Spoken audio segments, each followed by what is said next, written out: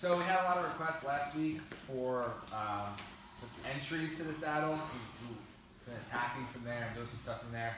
But getting to that position sometimes we have trouble, or on the flip side of trying to defend, being attacked from the saddle, we'd like to know how common ways that guys are going to get there. So we're going to run through about like 4 or 5 different ways we just change positions into the saddle. We're going to start real basic, and then we'll pick up to a little bit more complex as we go.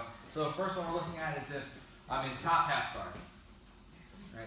This is like the very first time I ever started playing a leg lock game. Like, this is the way I did it. And a lot of this technique and concept applies to everything else we're doing.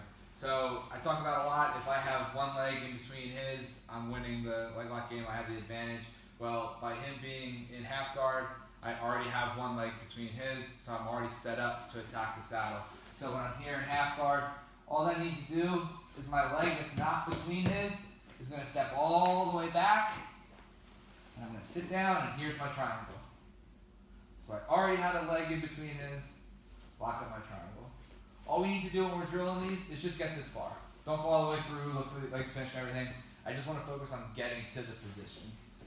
So we're here, we're in half guard.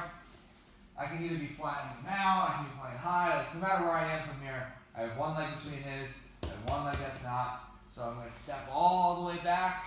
And here's my triangle. As I step back, when I get to here, I like to bring this knee tight underneath, so I already have a bit of a squeeze between my legs on his. As I sit back, lock up my triangle.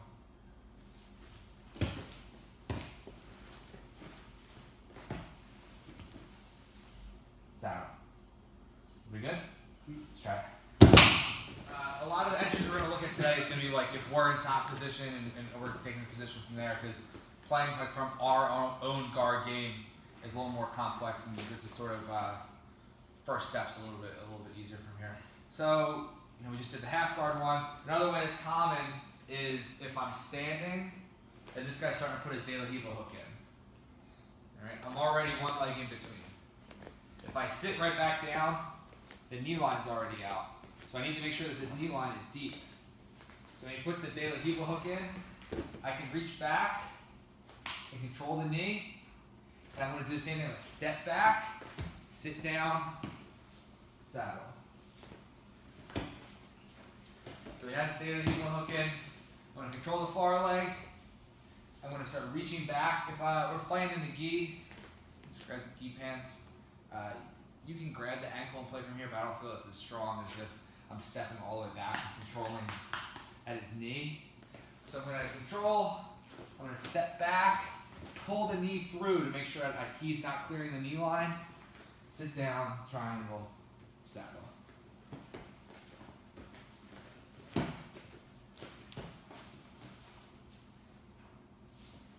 Everybody good? Let's try it. Sometimes people go for the legs so they're not good at guard passing. A lot of times in the process going for the guard pass, the legs open up. Present company excluded. I would say I'm a great guard passer, but a lot of times if you get kind of stalemated, you can sit back to the leg and attack from there because of some of the things that open up. So I'm not going to go through the details of simple guard pass here. We're just going to run through real quick. I put my knee in the butt, open the guard. Now I'm looking to knee cut pass. So driving this through, a lot of times what happens is his legs aren't connected anymore, and guess what I can do is step back. So I'm going to knee shield. I'm going to step back. As I step back, I'm reinserting my own leg. Saddle. So my leg goes in his butt, opens up. I start knee cutting through. It's going to go out, and it's going to come back in. Put it to the mat, step back and cross face, just like I'm going to do the pass here. Normally I would go here cross face, step out, and then I free this leg, and I pass the side control. But instead of doing that, I want to put it back in, control the leg, saddle.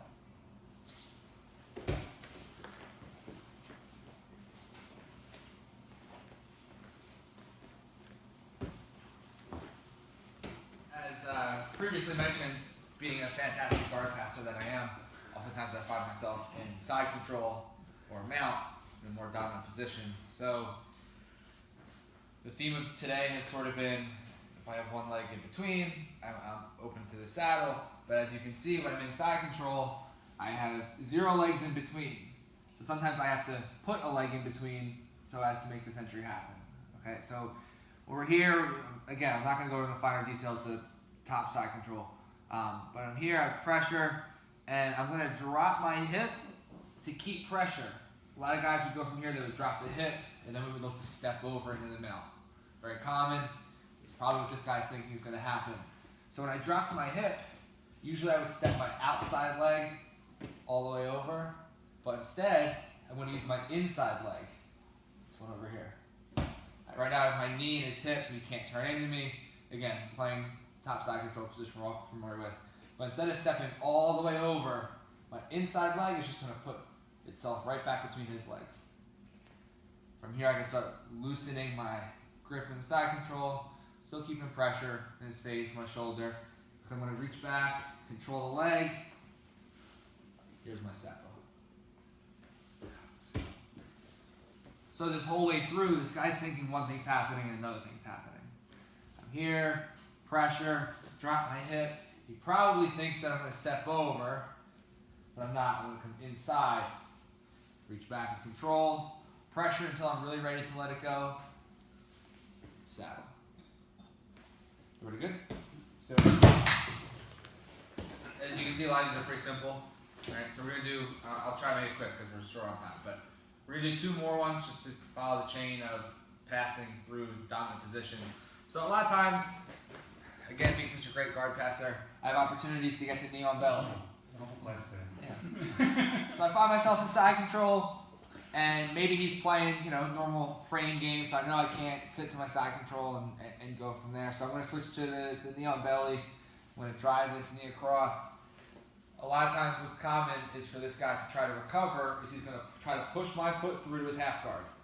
Well, he kind of just gave me that one in. So as soon as that happens, nice high back step.